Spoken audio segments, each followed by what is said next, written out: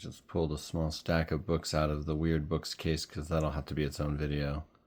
These are books marked up by the famous figure Carlos Allende. There's like a whole documentary about him on YouTube, and somehow I ended up with 4 books that he used to own, and they're all marked up from a UNM free pile.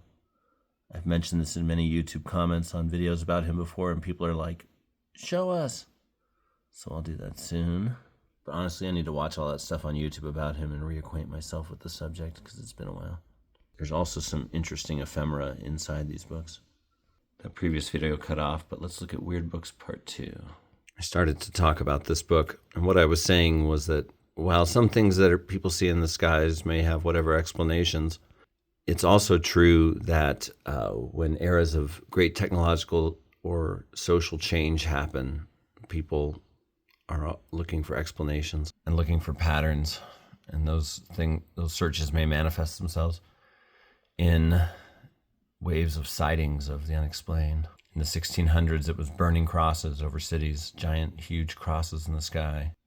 In the 1800s, it was dirigibles. The story of something flying over Galisteo back in the 18-somethings. This really is an interesting story. 1880.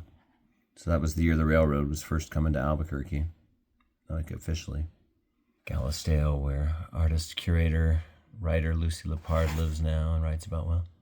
But people basically see like a dirigible fly overhead, and people appear to be having a tea party above, and they drop down flowers and tea accessories and so on. And supposedly some of these things get preserved in a local museum. I'd like to see those. But this is by a state historian of New Mexico.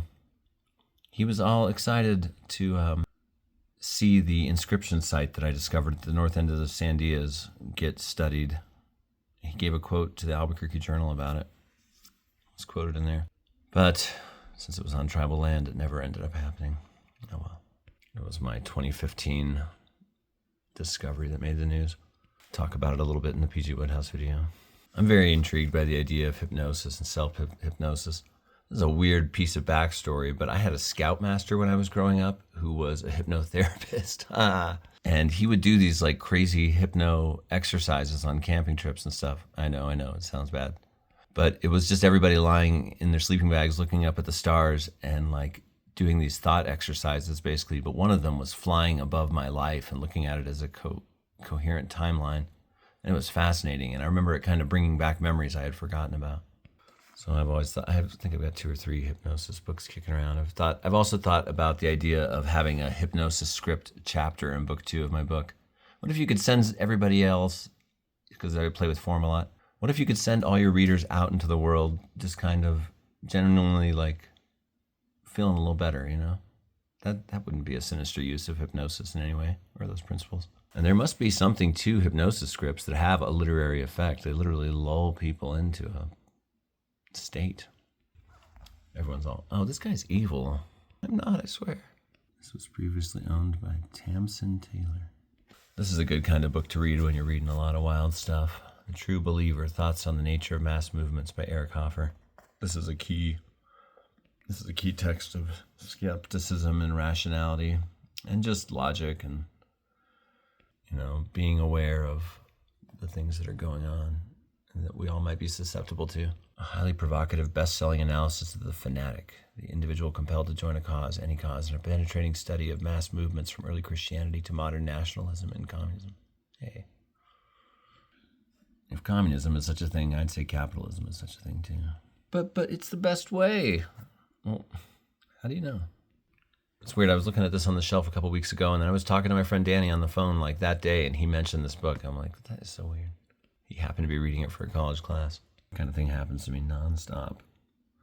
The poor, the new poor, the abjectly poor, the free poor, the creative poor, the unified poor, the creative poor. Haha, I call myself hipster trash. I'm the poor but educated. The Seth material. So this is all supposedly channeled by somebody. Jane Roberts. So when I went to school in this little middle of nowhere place in Arizona, Eastern Arizona College, my parents basically told me to drop out of high school and move away because I was a problem child, particularly after an episode that culminated in an event that It's mentioned in 3 chapters of my book. It's the end of one, the middle of another, and the beginning of another. It was kind of a key thing that happened. I don't think I want to get into it in case my students or kids ever watch this channel. My kids know a bit about it, but okay, it was a high-speed police chase, but that's all I'm saying. I had issues as a young person. So I took my GED and I went off to college. I think I had stroke brain. I had a stroke at age 16 and it just affected me and made me wild. Growing up in what felt like an oppressive religious environment too, that, gave me something to react against. So when I was out in the middle of nowhere in Arizona, nearest towns are Safford and Thatcher, a couple hours from Tucson, down just on the other side of the New Mexico boot heel, but in Arizona, like a way out of the way part of the country. The New Mexico boot heel is like the most remote place in America outside of Nevada, basically. And I was in the Arizona region nearby. If you've ever seen a map of New Mexico, you know what boot heel I'm talking about. There's the New Mexico boot heel down at the bottom of the state in the southwest. And here's southern Arizona, and my college was